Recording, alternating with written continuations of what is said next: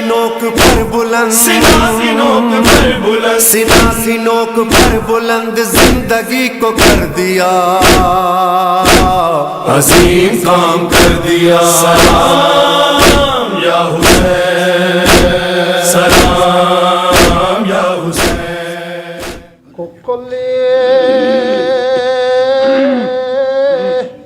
عالم پوسکا سے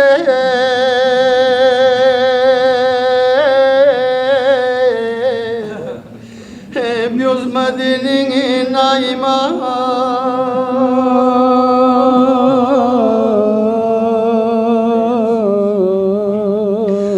کوکلی عالم پوسکا سے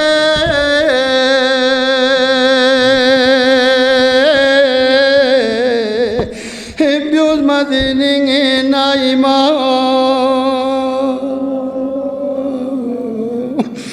پیورگا کن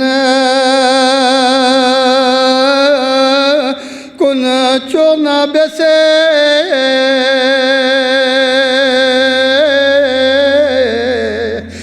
بیوز مدینی نائمہ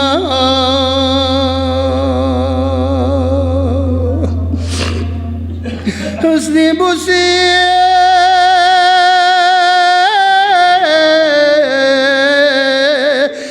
اسباب پوچی سے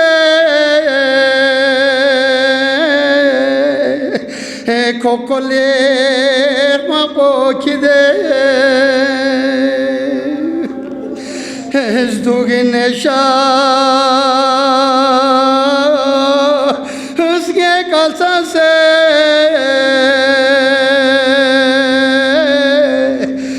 بیوز مدینی نائمہ کوکولی کا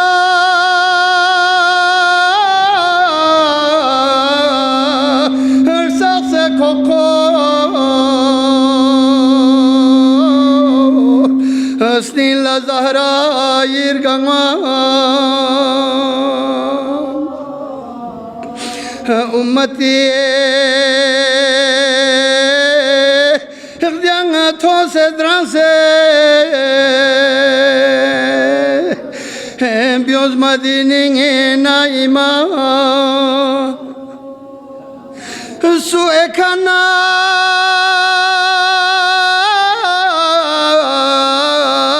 یا پوچو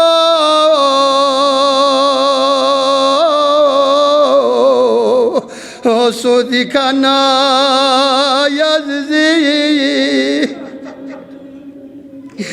ضربی غو عالم پوسکا سے بیوز مدینی نائمہ مدینی نابیوں در گلفو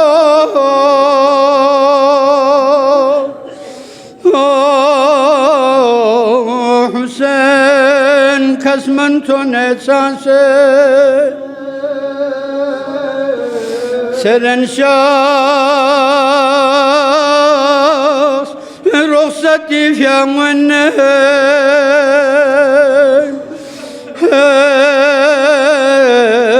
اپوچے استنگ استران سے سرن اسنی بوس فیونگن سہما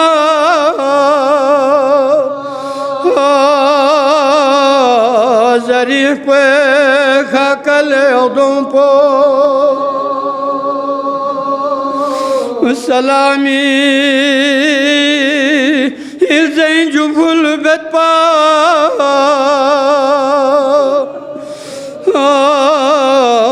پیاغیس مغروچنگ منگ ازبان سے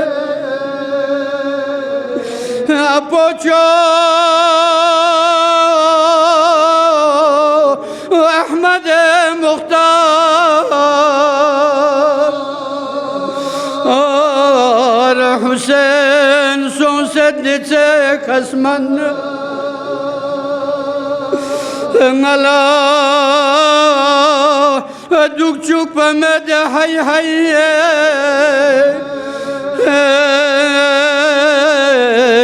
yari قبری کا ساخیاں سے.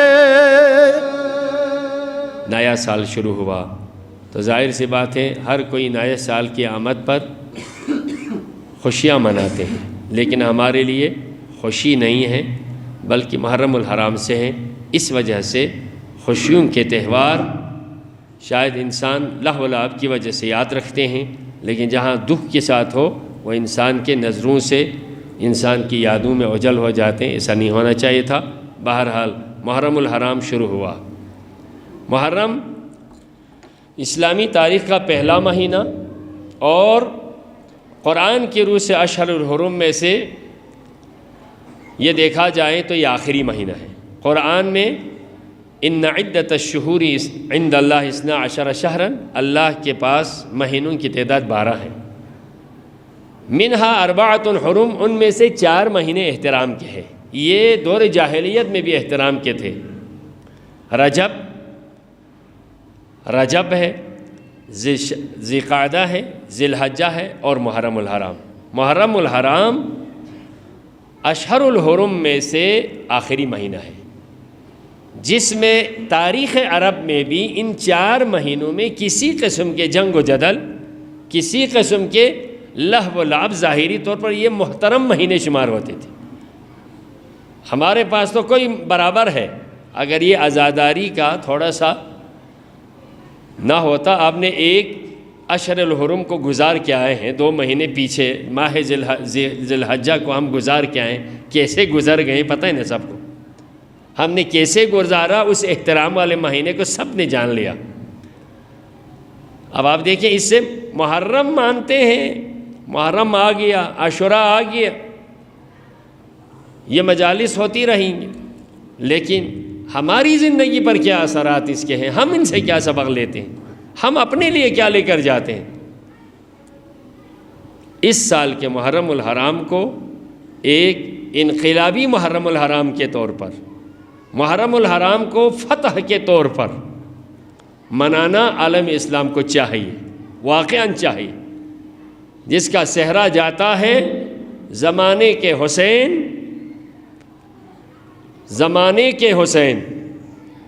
زمانے کے یزید کے مقابلے میں، طاقتوں کے مقابلے میں اپنی آخری خون کا قطرہ تک قربان کر کے 3.5 مہینوں سے ان کا ابھی تشییع جنازہ بھی نہیں ہوا، جن کی وجہ سے دنیا میں بڑی سی بڑی طاقتوں کو زیر کر دیا.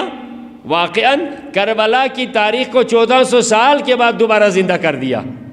محرم خون، تلوار پر خون کی فتح کا امام خمینی نے ذکر کیا تھا، اس کا عملی طور پر رہبر معظم شہید نے یہ دنیا کو بتا دیا. تشیعوں میں اتنی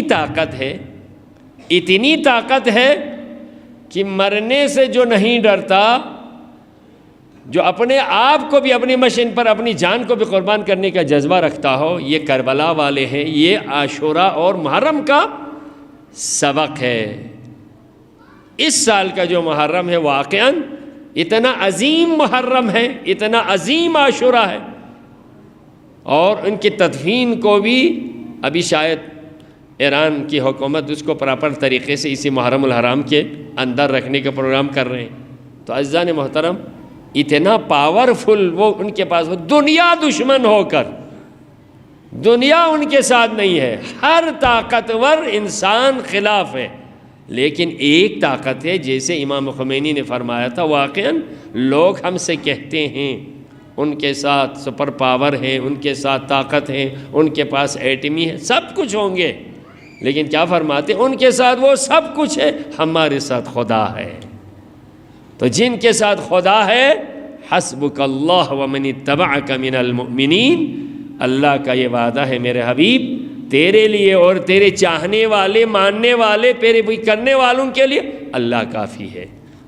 تو اللہ کافی ہونے کا جو عملی طور پر ثبوت دیا اس سال کے محرم الحرام میں ہمیں دیکھنا ہوگا، ان سے درس لینا ہوگا، سمجھنا ہوگا. عزیزان محترم، تو انشاءاللہ جوانوں کے لیے ہمارے یہاں پر زیادہ تر جو ہماری شرکت ہوتی ہیں جوان ہوتے ہیں، تو آپ سوچ کر آ جائیں، میرا موضوع میں کل سے آپ کو شروع کروں گا۔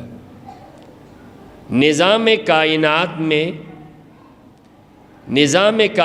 میں الہی قوانین قرآن کی نظر میں، قرآن میں کون کون سے الہی نظام ہیں؟ نظام پوری ایک کائنات کا نظام تو چل رہا ہے، چاہے کائنات کے مینٹین رکھنے کے حوالے سے ہو یا کائنات والوں کے ضروریات پورا کرنے کے اعتبار سے ہو، نظام کائنات ایک ہے۔ اس نظام میں اللہ تعالیٰ کی طرف سے کون کون سے قوانین ہیں، قرآن کے روشنی میں ہم ان کی طرف ڈسکس کریں گے۔ روایتی انداز کی مجلس ہوگی تو شاید آپ کے لیے فائدہ نہ ہو، لیکن چیزوں کو تھوڑے سے ہمیں سمجھنے کی ضرورت ہے، قرآن کے رجوع کرنے کی ضرورت ہے، پھر ہمیں پتہ چل جائے گا عاشورہ کیا ہے، محرم کیا ہے، مقاومت کیا ہے۔ صلوات پڑھیں مر محمد علیہ۔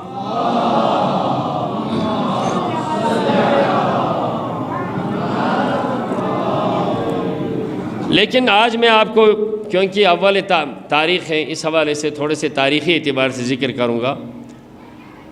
ایک آیت جسے کلمہ استرجاع کہتے ہیں، کلمہ استرجاع، جسے کب پڑھنے ہیں جی؟ جب کسی کے موت کی خبر کسی مسلمان کو مل جائے تو اس وقت اس آیت کی تلاوت کرنا مسنون ہے۔ کسی کی فوتگی کی خبر انسان کو آ جائے تو اس وقت کیا پڑھنا چاہیے جی؟ انا للہ و انا الیہ راجعون۔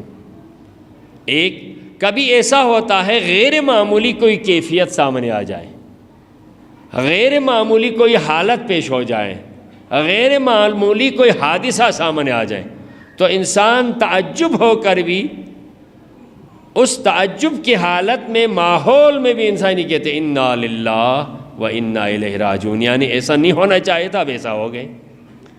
لیکن تاریخ کے اعتبار سے اس آیت کو سب سے پہلے مولا امیر المومنین علی بن ابی طالب علیہ السلام نے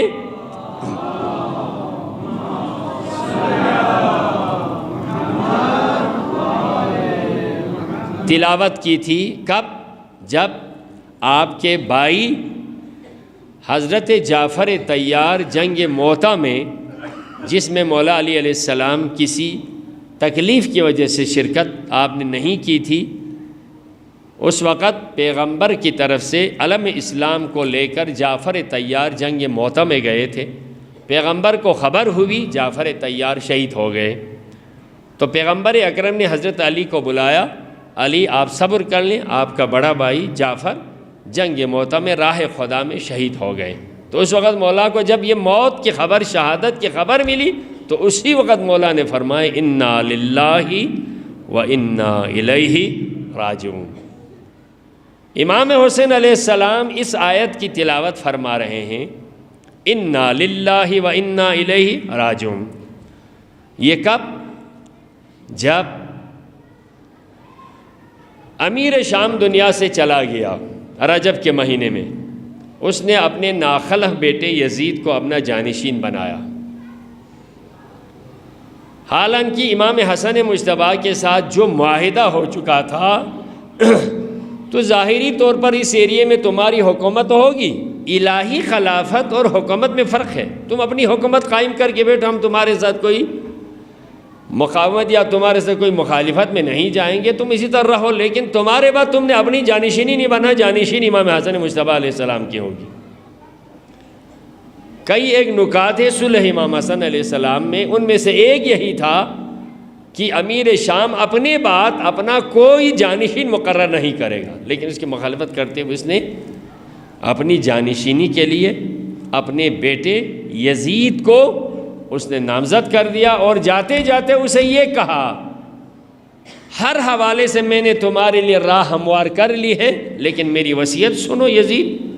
4 شخصیات اسلامی دنیا میں ابھی رہ گئی ہیں، ان کو تم کور کر لو تو باقی ہر حوالے سے میں نے تیرے لیے خلافت، ظاہری حکومت کے راہ ہموار کر لی۔ ان میں کون کون تھے؟ عبداللہ بن عمر، عبداللہ بن زبیر، عبد الرحمن بن ابو بکر، حسین ابن علی، یہ چار شخصیات تیرے لیے مشکل ہے، باقی سب مان جائیں گے۔ یعنی اسلامی دنیا کا آپ یہ دیکھیں باقی سب کی کیا حالت ہے۔ 40 سال تک معاویہ برسر حکومت رہے، اب اس کے بعد اس نے کہا کہ باقی سب تیرے مان جائیں گے، لیکن یہ 4 ہیں، ان کو ایک کو تم نے تھوڑے سے دڑا کر دمکا کے تم نے بٹھانا ہے، ایک کو لالچ دینا ہے، ایک تو ظاہری طور پر تیرے ساتھ ہے، بس تم اس کو تھوڑے سے کور کر کے، لیکن سب سے مشکل تیرے لیے حسین ابن علی ہے، کیونکہ وہ فرزند رسول ہے، رسول کے گود میں پلے ہیں۔ تم جیسے کو قبول کرنا حسین جیسوں کے لیے مشکل ہے۔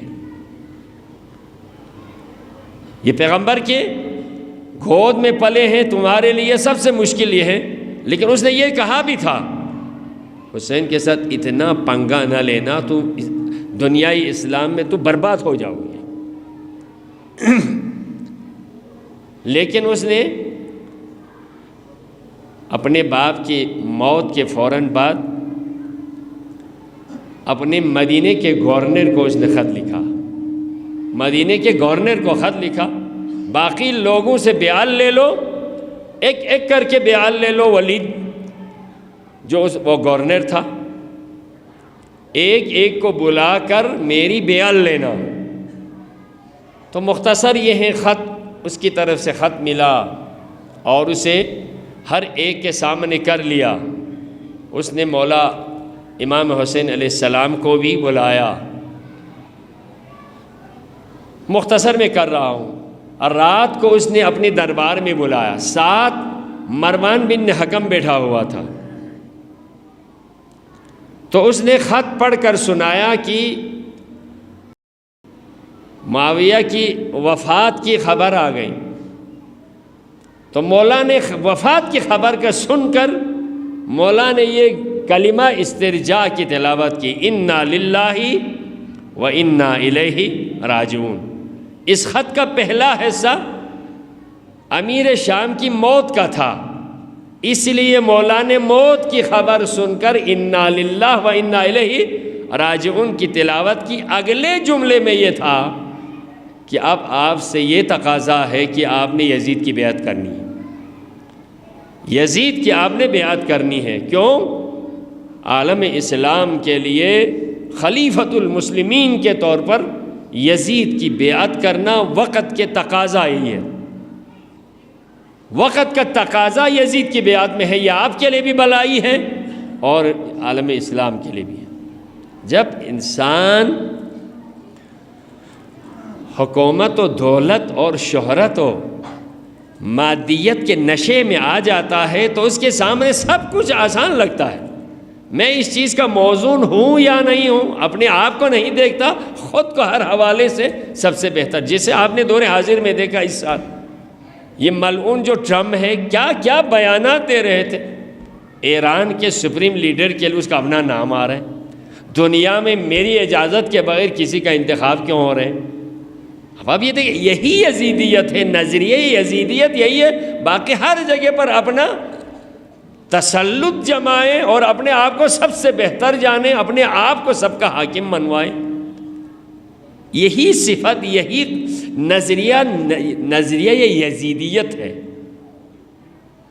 تو امام حسین علیہ السلام نے، تم نے مجھے ایسے وقت میں بلایا ہے، رات کی تاریکی میں کرنے کا کام نہیں ہے کسی کے بیعت یا عدم بیعت، کسی کی حکومت کے ساتھ انکار یا اقرار کا یہ نہیں ہوتا رات کی تاریکی میں چھپ چھپائے کر لیں۔ دیکھتے ہیں کل صبح تک اگر کوئی ماحول سازگار ہو تو ہم انشاءاللہ اس کے بارے میں سوچ کے بتاتے ہیں کیا ہونا چاہیے۔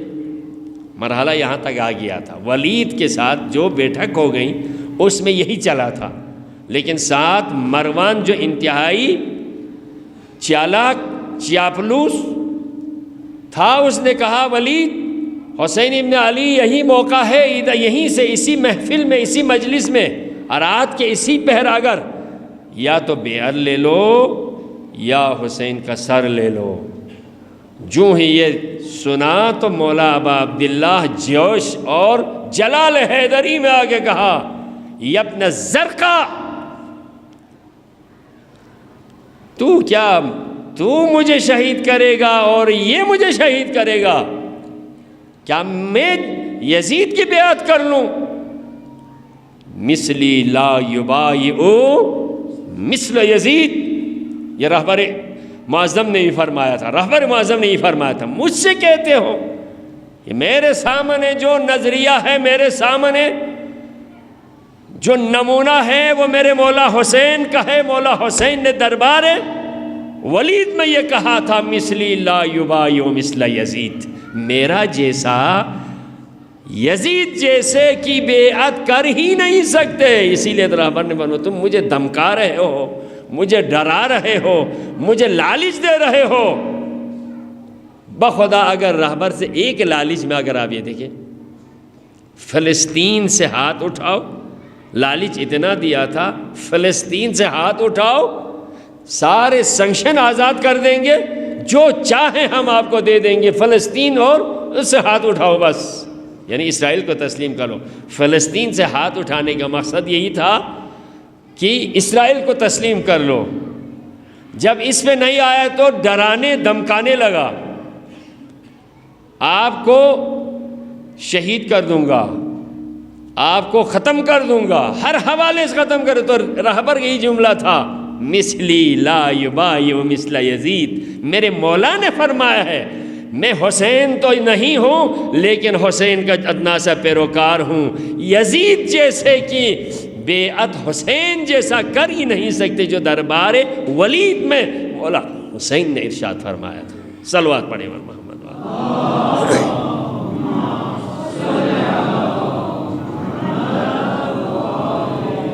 عزیزان محترم، جب یہ مولا یہ کہہ کے گئے تھے ابو الفضل عباس سے، علی اکبر سے، اون محمد سے، جو جوانان بنی ہاشم تھے، حسین کے دست و بازو تھے، ساتھ چلے تھے، دربار کے باہر چھوڑ کے گئے تھے، اگر میرے ساتھ اس کی مصالحت کے ساتھ بات ہو جائیں تو تم سب نے باہر رہنا، لیکن میرے ساتھ اگر اس کی تھوڑی سی تلخ کلامی ہو جائے تو تم سب نے اندر آنا ہے۔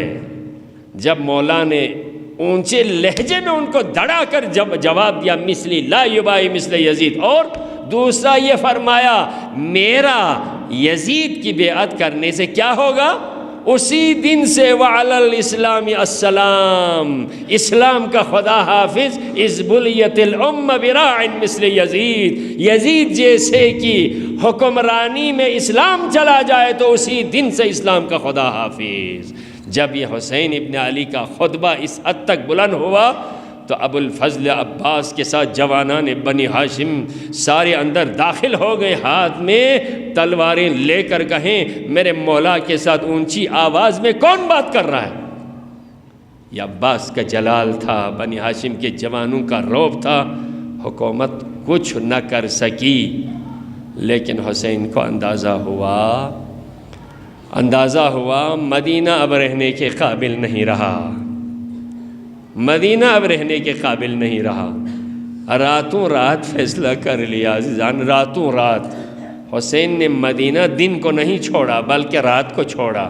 کئی بار روضہ رسول پہ گئے، چند ایک وداع کی، وداع بڑے سخت ہوتے انسانی زندگی میں، یعنی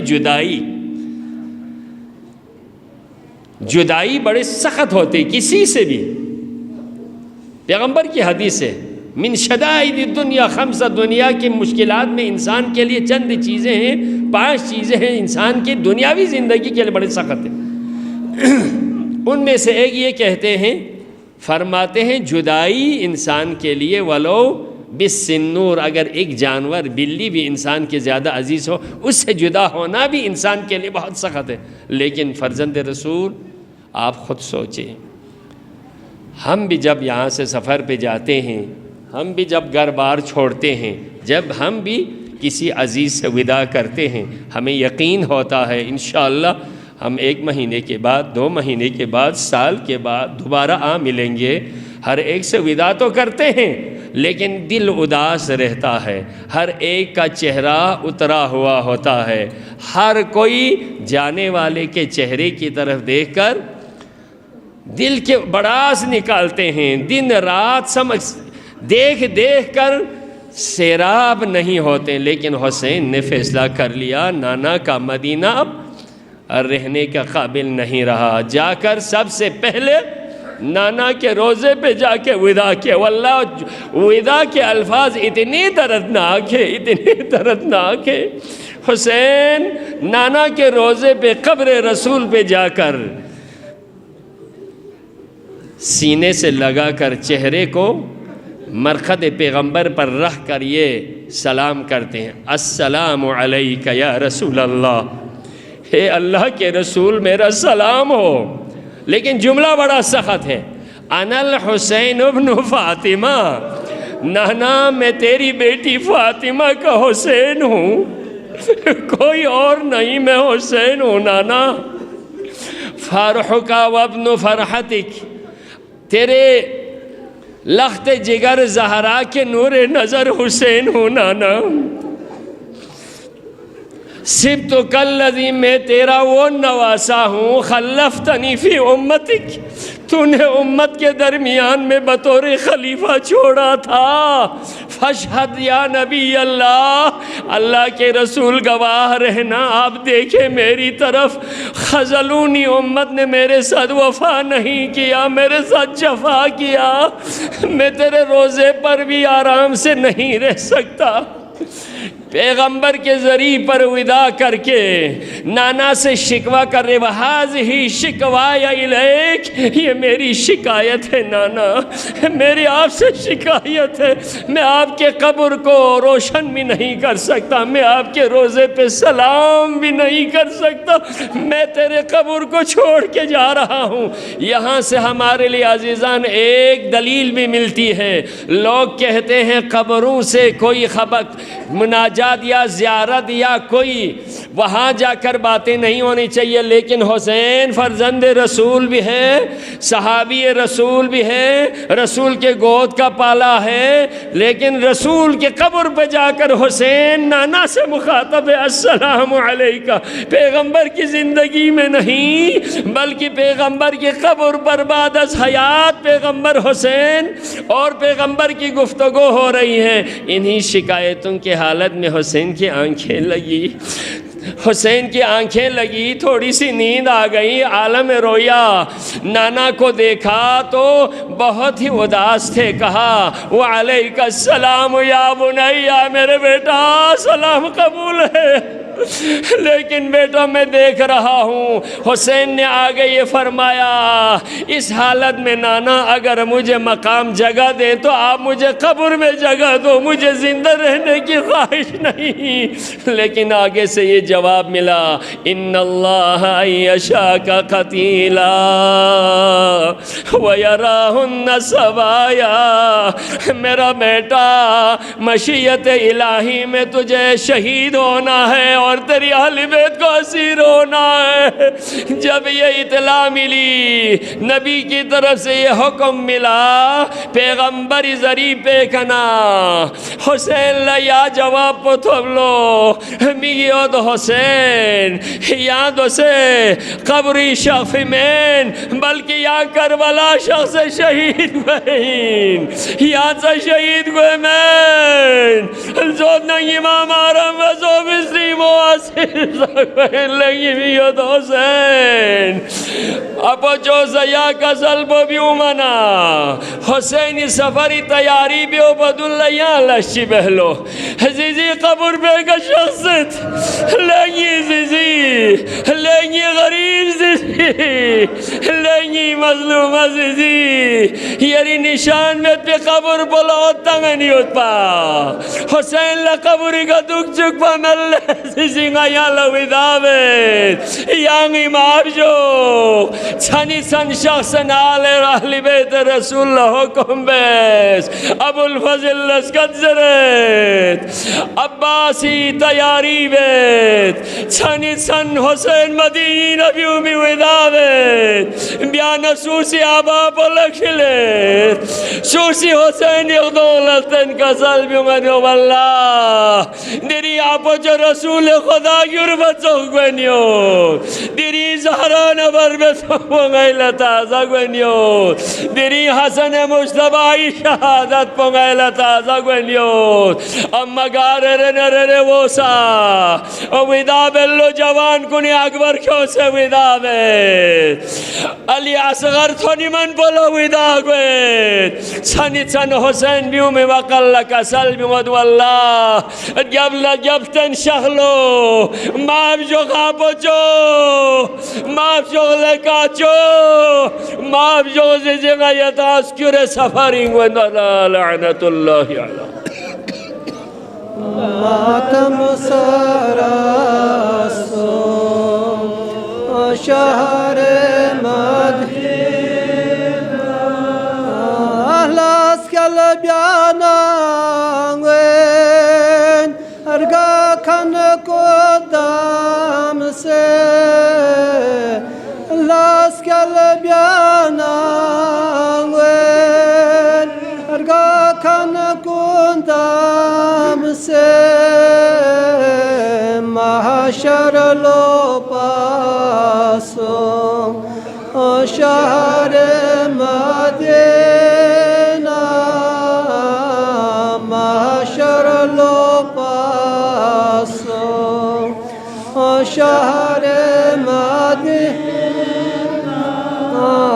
شافی استبیانا چو سیر گل فوسے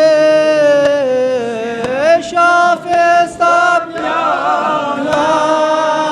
چو سیر گل فوسے ماتم سراسو شہر مدینہ ماتم سراسو شہر مدینہ لاس کل بیانا